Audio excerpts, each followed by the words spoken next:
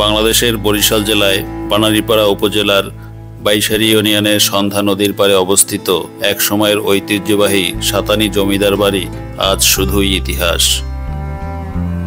প্রিয় দর্শক, আসসালামু আলাইকুম। চলুন ঘুরে আসি সাতানি জঙ্গলে এবং সেখানে খুঁজে দেখি সাতানি জমিদার বাড়ির বর্তমান অবস্থা। স্থানীয়ভাবে এই জমিদার বাড়ির বিভিন্ন নাম প্রচলিত রয়েছে। কেউ বলেন 24 দালানের জমিদার বাড়ি, কেউ বলেন দত্তপাড়া জমিদার বাড়ি, তবে অধিকাংশ মানুষ এটিকে সাতানি জমিদার বাড়ি কিংবা সাতানি জঙ্গল নামেই চিনে থাকেন।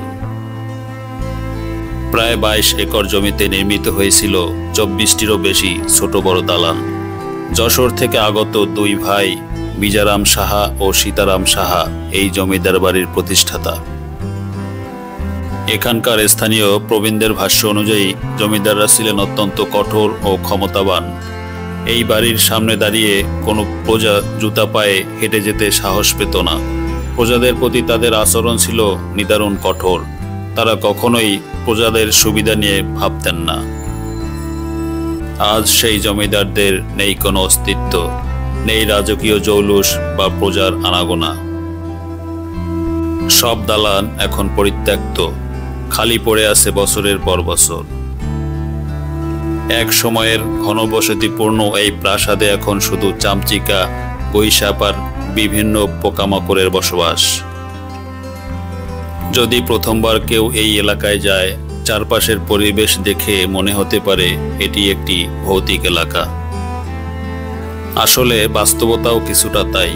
যেসব পুরনো বাড়ি বহুদিন ধরে পরিত্যক্ত থাকে, সেগুলোতে অস্বাভাবিক কিছু ঘটার ধারণা অস্বাভাবিকও নয়।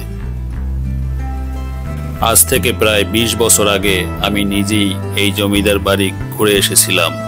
আজও স্পষ্ট মনে আছে, একটি বড় দালানের ছাদ জুড়ে ছিল হাজার হাজার চামচিকা। আর তখন দেখতে পেয়েছিলাম নিচে পেতেছিল শত শত গোসাপের দল, যেন ছাদ থেকে পড়ে যে কোনো কিছুই তাদের আহার হবে। এই সাতানি জমিদার বাড়ির ধ্বংসপ্রাপ্ত সৌন্দর্য আর রহস্যময় পরিবেশ আমাদের মনে করিয়ে দেয় সময়ের প্রবাহে কেমন করে রাজত্ব হারিয়ে যায় নিঃশব্দে, আর ইতিহাস হয়ে ওঠে শুধুই স্মৃতির অংশ।